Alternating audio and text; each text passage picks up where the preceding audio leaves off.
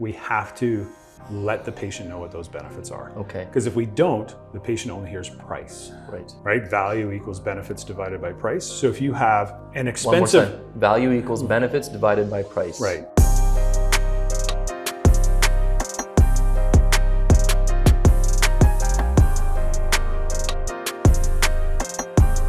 Hello, and welcome back to another episode of the 2020 podcast, Canada's #1 optometry podcast. I am your host, Dr. Harbir Sayan. Thank you so much for taking the time to join me, as always, to learn and to grow. I always appreciate all the time, all the support, everything that you do to support the podcast. And as always, I always have a request right off the top. If you get some value from today's episode, please do share it. Put a screenshot up on Instagram and tag us and let us know you're listening, or put a link on Instagram, or send a link to your friend, whatever it is, to let people know. So more of our friends and colleagues can listen to these conversations, because today this conversation I think is going to be really, really powerful for everybody, whether you're in eye care or even not in eye care. A lot of the topics we're going to discuss with Dr. Shawn Moore are really relevant across the board. And Dr. Shawn Moore, actually, before I go into that, before I introduce Dr. Shawn Moore, I want to say a big thank you to I Recommend. We are in Kelowna, BC at the beautiful Delta Hotel here. And I want to say a big thank you to I Recommend for giving us this space, for inviting me in and allowing us to record here. So thank you very much to I Recommend for that. Now, Dr. Shawn Moore is the owner of Aurelia Optometry, which is big, busy optometry practice just about an hour outside of Toronto.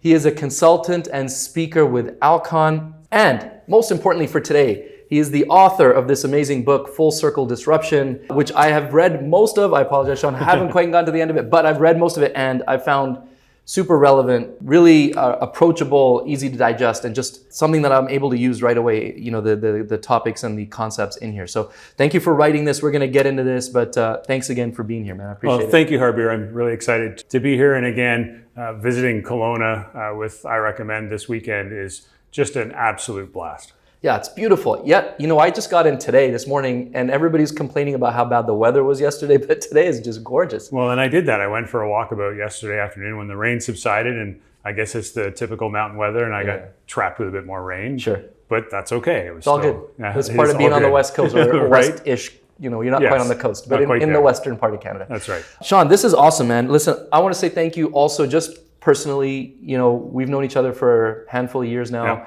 and you've always been really kind and supportive and open, generous with your insight, your feedback, everything. So I appreciate all of that. Just professionally, personally, it's always been really great. And I feel like a lot of what you and I have talked about over the years is kind of encapsulated in the book. So I'd love for you to tell us, maybe introduce yourself a little bit, and then we'll talk about the book. So tell us a little bit about who is Dr. Shawn Moore. Yeah, so again, I'm an hour outside of Toronto. I run a 3-doctor practice, 11 staff, certainly a practice which has continued to grow.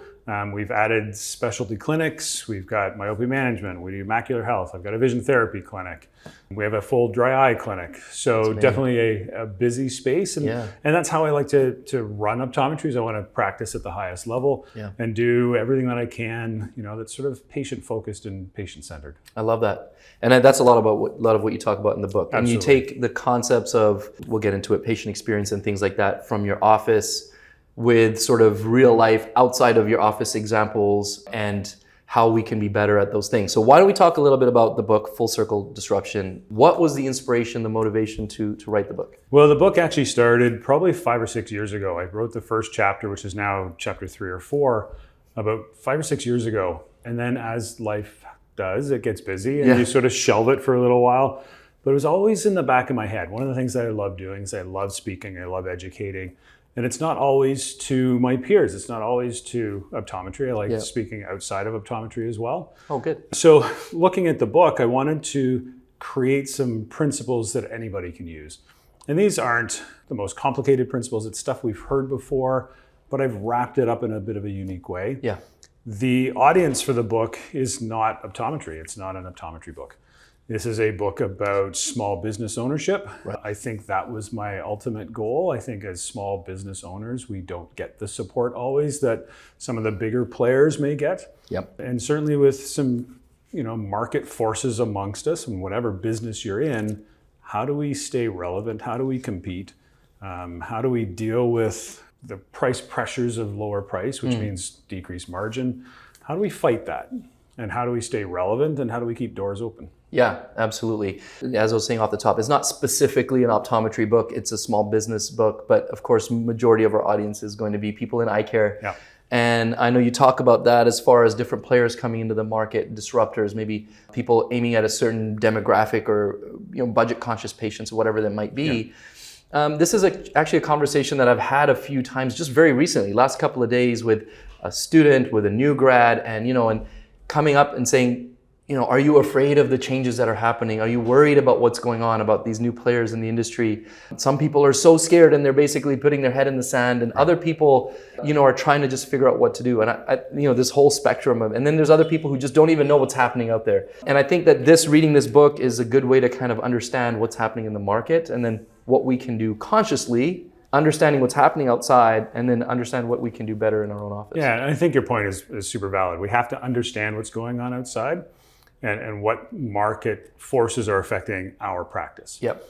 And I think, though, if we do that, and if we pay attention to that, and we look at those market forces, and if we think that those market forces are going in a direction that we don't want to go, I actually think we have an opportunity now to sort of get on our soapbox and say, this is what it means to come and see me at my office. I think we have an opportunity to say, this is what it's like to come to, so in my case, an independent optometry office.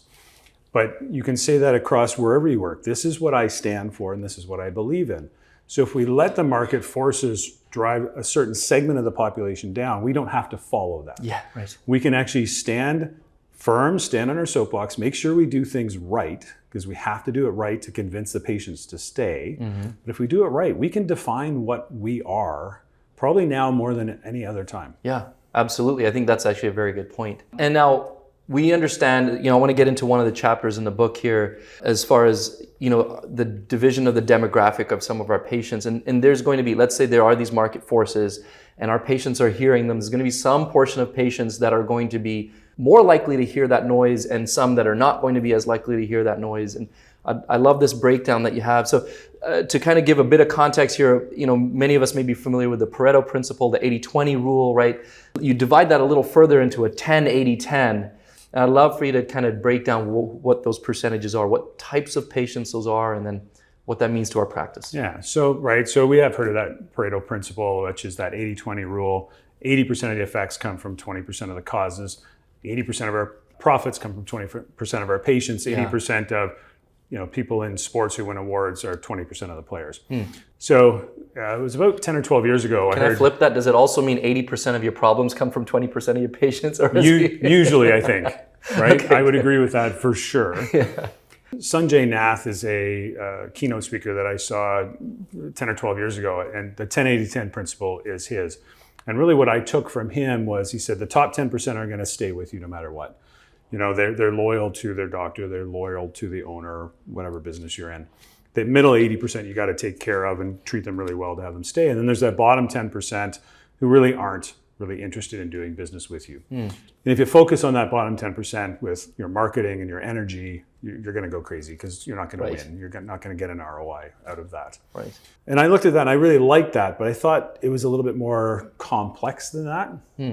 So I take that group. You take that chunk of 100% of patients, and I say the top are your steadfast. Those are the ones that are going to stay with you. Got it. The steadfast are the patients who trust and believe in their doctor.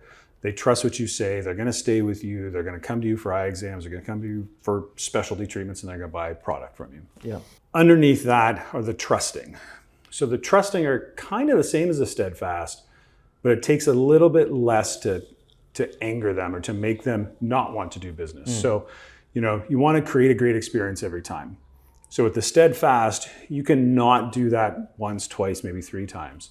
The trusting, if you do it a second time, they might consider leaving. But that's your top, probably say 20% between those two groups. Underneath that is a much, much bigger group that I call the participant. And the participant, because that's, I think, where you need to participate in.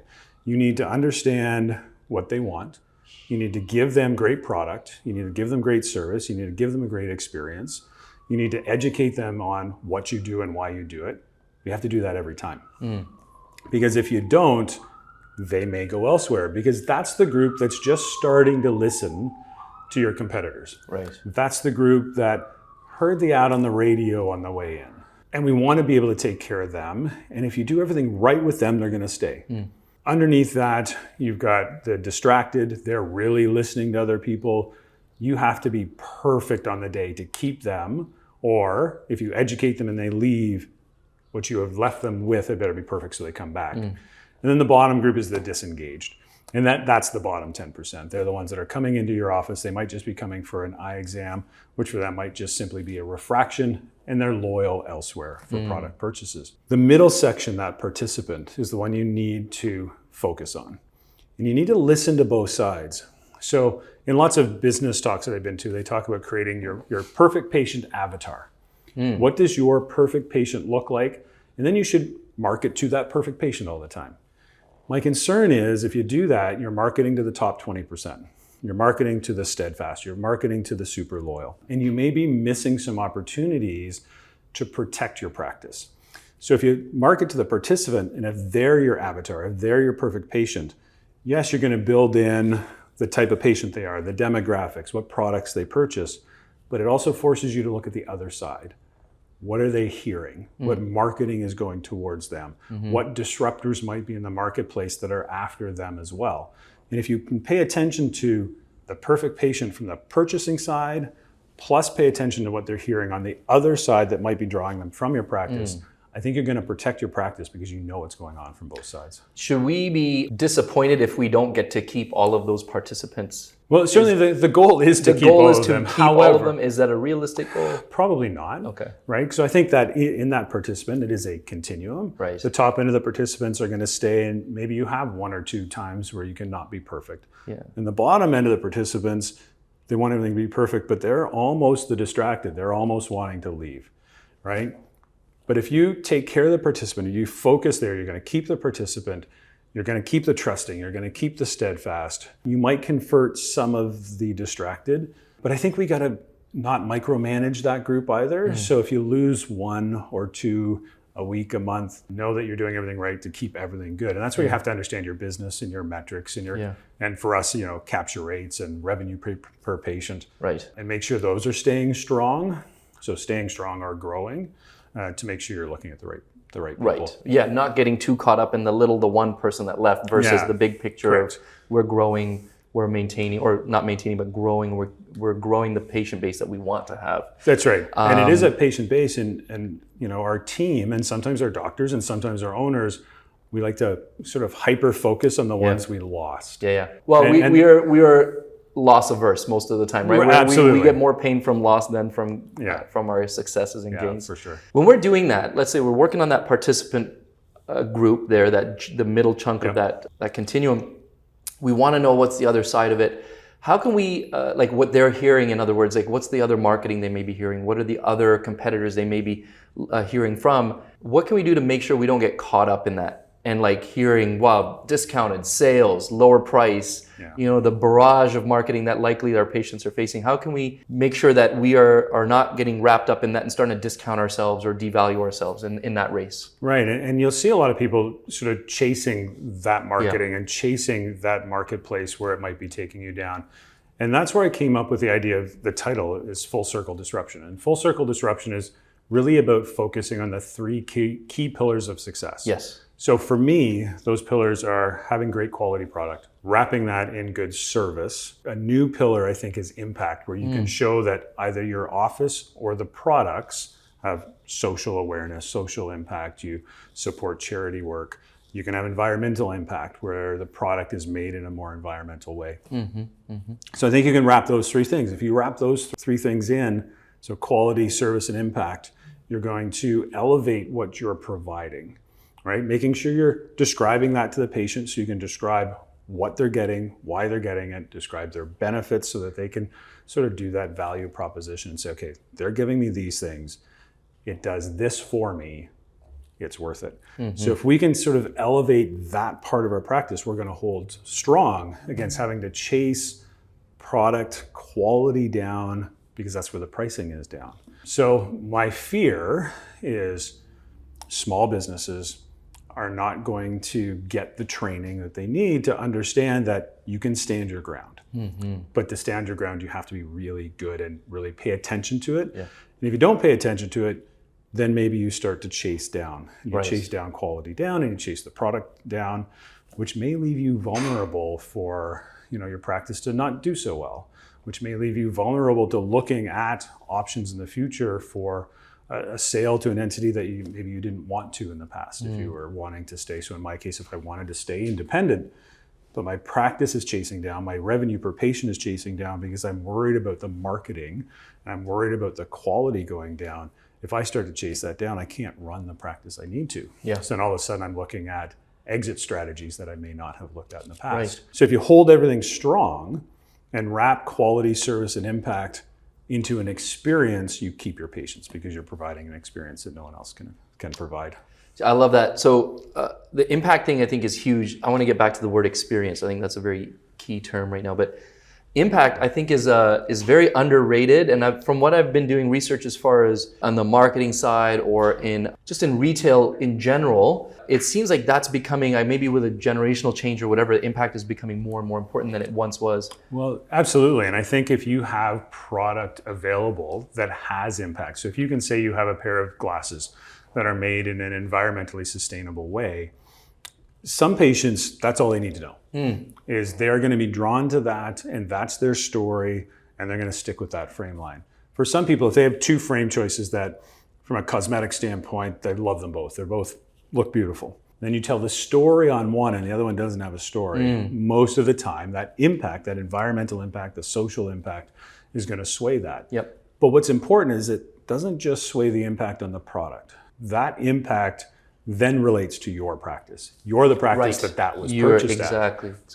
Right. So I think that's really, really important. Yeah, there's that association that you get from being, selling those glasses, having those types of products and telling those stories. You're now the doctor who does that. That's right. You're the practice who does that. Talk to me about the word experience. If you can expand on that, because I think that word gets thrown around a lot and maybe not defined well enough. Somebody might say service and experience as if they are equal terms. Absolutely. Or synonymous, you know what I mean? Yeah. And I know that you'd want to argue that they're not. So if you could tell me a little bit about that. So I use the word service, and the first thing I want to define is the word service, because you and I provide a service. Right. We provide eye exams for a service. That's not what I'm talking about. So when I talk about the service economy, it's about every single touch point that the patient experiences. And we have to take care of those touch points. So that could be your website, your social media, how the phone is answered, whether the patient is greeted appropriately, what the parking lot looks like, is the front desk cluttered? All of those touch points you need to service. So those are your service touch points, and you can do all of those well and still maybe not create a great experience. Got it. So experience is the culmination of all the service touch points, but then I think emotion plays a role in that. Okay. So I think if you provide great service, but you can instill or get the patient to be somewhat emotional, and emotion can be really simple. Wow, that was a great experience. I feel happy with my purchase.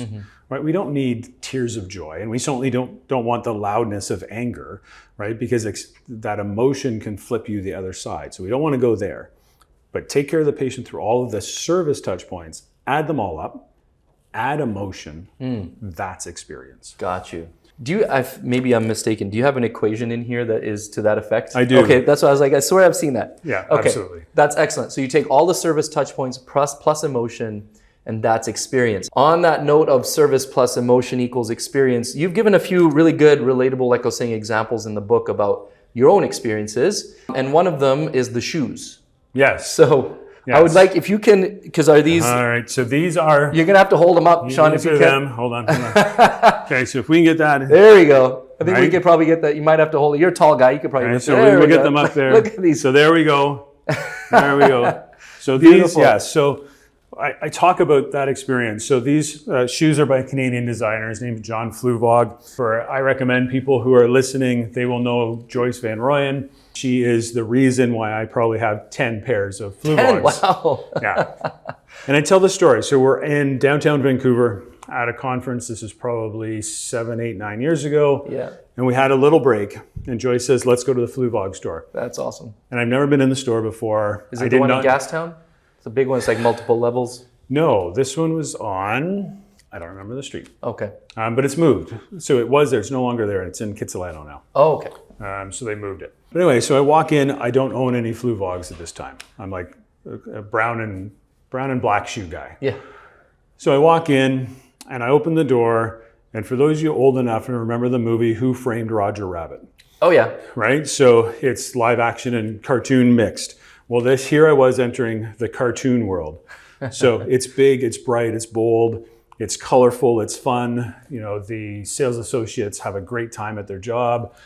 So they treat you really well. So they have great quality shoes. I was serviced well because they took care of me while I was in the store really well. Right. But the experience, because of the emotion, like I can still picture the day I walked into that store and what it felt like, right? So that emotion, what it felt like. So that elevated. And now I've got, 10 pairs of Fluvogs. I wear them at the office and I wear them to conferences. That's awesome. My patients look at my feet now before they see me.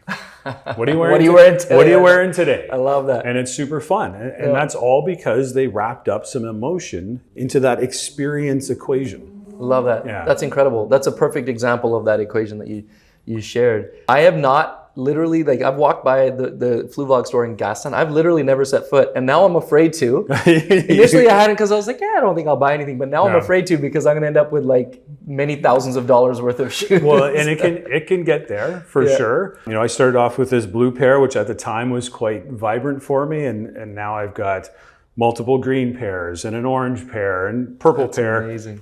And I bought one pair that I thought were patent black on the inside and like a red snakeskin on the outside. But when the light hits them, that red snakeskin reflects absolutely fluorescent pink. Wow. So if you're walking through the sun, they go ching, ching, ching, Are you ching. serious? People are just getting blinded by that. Pretty much. But again, you That's wear incredible. them because of the story and about the experience. That's amazing. So the way I talk about that is how we want our patients Totally. talking about our office. Right? Totally. And I mean, it could be an eyewear story. So people could be like, oh, what glasses are you wearing today? Tell me about That's right. those and the story that comes along with it and how they make a social impact or environmental impact That's right. and all these things. That's incredible. What other stories or insights would you like to share? Sorry, by the way, if you're not watching on YouTube, please do go check. I'm waving the book around and kind of, like somebody on The Price is Right, kind of showcasing it here. But the book again is Full Circle Disruption. Any other thoughts, insights you want to share from the book or important messages? So the big thing for me when I wrote the book was who do we need to focus on? And then what do we need to focus on? So the who and the what were really, really important. I wrapped some stories in. I wrapped some stories around some personal experiences in the book. But I really think if we understand who to focus on, the participant, figure out what that looks like from a patient side and a purchasing side and how we want them to act, but also pay attention to the other side. And then understand what to focus. So we got the who, then we do the what. Take care of your quality, really stand behind it. Give quality product that has benefits, right? So features and benefits. Products have features that provide benefits. Okay. We have to let the patient know what those benefits are. Okay. Because if we don't, the patient only hears price. Right. And we need to take that. So, right, value equals benefits divided by price. So if you have an expensive... One more time. Value equals benefits divided by price. Right. Okay. So benefits divided by price. So if you don't tell the patient the benefits, all they look at is price. So if they have very little benefits, great big price, it's of low value. But if we have something that's really expensive, but we can tell them all the benefits that it's going to provide to them, yes, it's expensive, but massive benefits, it still has great value. So we need quality products with good value, demonstrable benefits that the patients can sort of see, feel, hear, touch, taste, right? That's going to help their lives. Yeah. I think that's really, really important. We need to take care of all those service touch points, which is really important. And it's hard. If we sat down in our practices and listed out every single touch point, every place where the patient interacts with your practice, there's a lot. And we need it all to be right, because for some patients, maybe bathroom cleanliness is going to be the one that takes off, or I couldn't get a parking spot, or in the winter it wasn't shoveled perfectly. That's not your fault. That's a touch point that matters to them. So you need to take care and service all of those touch points. If we can add impact, you're better. But then if you can add emotion, give a great experience. And then social proof. So then I talk about social proof. For me, and I call it the halo of social proof. This is what convinces other people to come and see us. In today's world, it's 5-star reviews, it's Google, it's Yelp, it's whatever review platform. But I think word of mouth is really important too. So I think the most powerful thing is if I see Harbier and I say, man, I got these great shoes. You need to get a pair. And here's why. You're like, maybe I'll stop in. Yeah. Right. And I'll do that. I talk about, we have a gluten-free bakery. So my oldest daughter was diagnosed as celiac when she was 18. We have a gluten-free bakery that is about 40 minutes from us. Oh, okay. But it's so good that if I have a patient in my chair who tells me they're celiac, I'm like, you have to go here. So you become a brand evangelist. Totally right. Again, if we can wrap that around our practice and have our patients do that for us, I think that's super important. So we need to do everything in a full circle disruption way.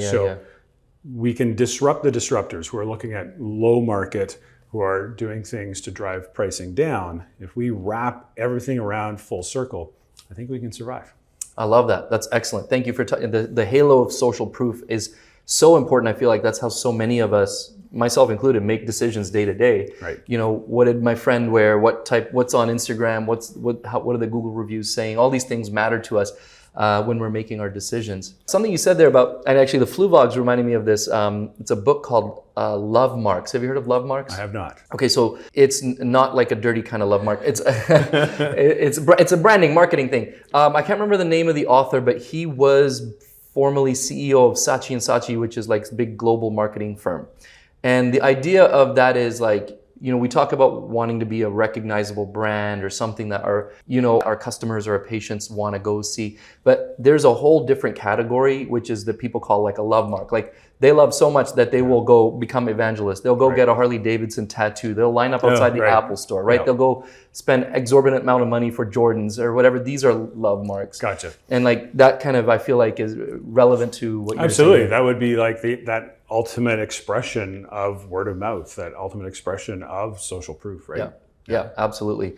Shawn, thank you so much, man. Where can people find Full Circle Disruption? Okay, so for right now, you're going to find me on social. So if you find me Instagram or LinkedIn, Instagram's probably the easiest. If you find me at shawnmoore.od, and you can then send me a DM and I can get you a copy. I'm not quite yet there to have it on Amazon. Hopefully that will be someday. LinkedIn, I'm there, Shawn Moore OD, or you can email me, shawnmoore.od@rogers.com. shawnmoore.od@rogers.com. Yeah. I highly recommend it. Again, as Dr. Moore was saying, it's actually specifically not an optometry book. There's very little optometry talk in there other than the fact that Shawn is an optometrist, so he uses his business as an example. It's a business book. And like I said, truly really relevant, really approachable, relatable and accessible in the sense that like there were concepts in here that immediately I was like, I need to Monday morning, I'm going to start doing this in my practice. Very good. So definitely encourage you guys all check it out, whether you're in eye care or not, whether you're optometrist, optician, wherever you might be. Yep. Please do check it out. Message Shawn on Instagram, shawnmoore.od, or LinkedIn, or email him. Absolutely. Any final words, Shawn? I just want to thank you. You've been an inspiration.